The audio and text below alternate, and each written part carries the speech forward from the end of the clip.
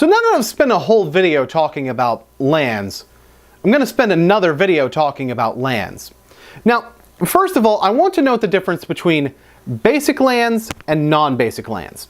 In essence, what being a basic land means is that you can use as many of that card in your deck as you would like. What being a land means is exactly what I was talking about earlier with basic lands, except you are still limited to using only 4 in your deck, the normal limit for how many of a card you're allowed to use. Now, there's also the factor of those subtypes, the plains, island, swamp, forest, and mountain. I said that in the wrong order, but you get the idea. Basically, those indicate the particular colors of mana with the basic lands. But if a non-basic land has those types, then it just means that it's able to be used for that particular type of mana. Now, that's not always going to be important, of course. Sometimes you'll have a card that simply says in its text box that it taps for a certain color of mana.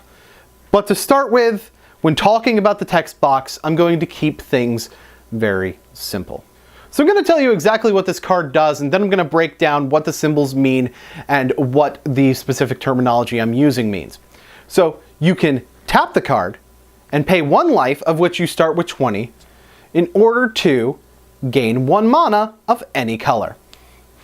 So let's start by talking about what type of ability this is. This is referred to as an activated ability. Because this activated ability produces mana, it's known as a mana ability.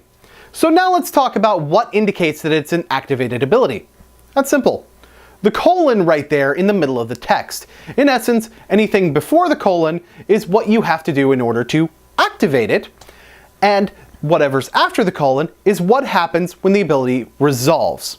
I'll go over abilities resolving in the next video a little bit more. But just know that in the case of mana abilities, they tend to just resolve immediately. So here we have the card, and I'm going to talk about what each of the symbols means and what some of the terminology here means. So first we have that symbol with the arrow. It's sort of a curved arrow, and it's pointing to the side. That is called tapping the card. And in essence, it indicates that you have tapped into its power, and you must wait for that power to restore at the beginning of your next turn. So that's what the reason it's a sideways arrow is because this is normally indicated by turning the card sideways.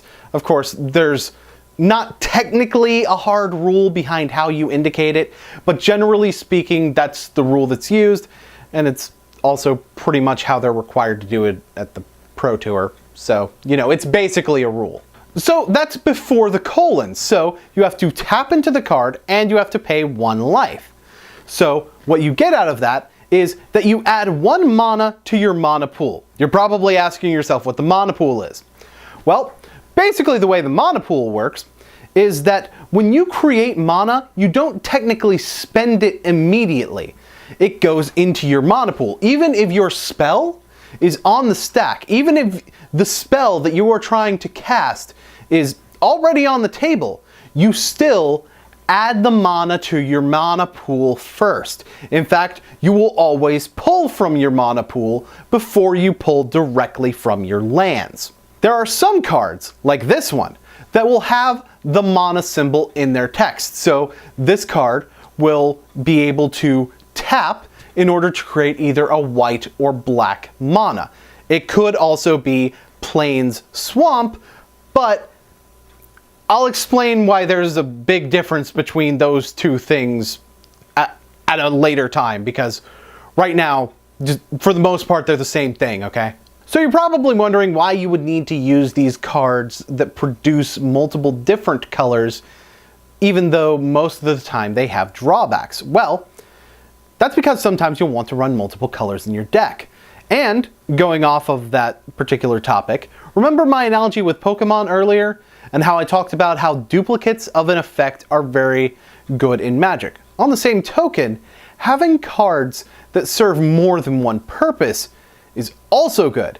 And sometimes really good cards that serve multiple purposes can require multiple colors. Even some cards of a single color can require more than one of that color. For example, this particular Colonian Tusker requires 2 green mana in order to play. Now, of course, you could always execute having multiple colors in your deck with just basic lands, but having non-basics, even if they have a little bit of a drawback, will give you lands that give you the ability to both help pay for a Lightning Bolt and a Colonian Tusker. Before I end this video, trust me, this will probably be the last of the short videos in this series, I'm going to talk about probably the best way to figure out how much of each color you need. Basically, what I would do is count the mana symbols, not the cards that require a particular color, but the mana symbols on all of your cards of the different colors. This will tell you how much of a percentage of your deck requires red, how much requires white. This will also tell you how dedicated you are in this particular color. For instance, do you have a lot of spells that require 2 green, or do you have a lot of spells that really only require 1 of a particular color? Are all of the cards of a particular color multicolored? If so, you could probably get away with using less lands that only produce that color. But next time, forget all that. Next time, well, don't forget all that, but for next time, I'm going to talk about actually playing the game. I know, about time, right?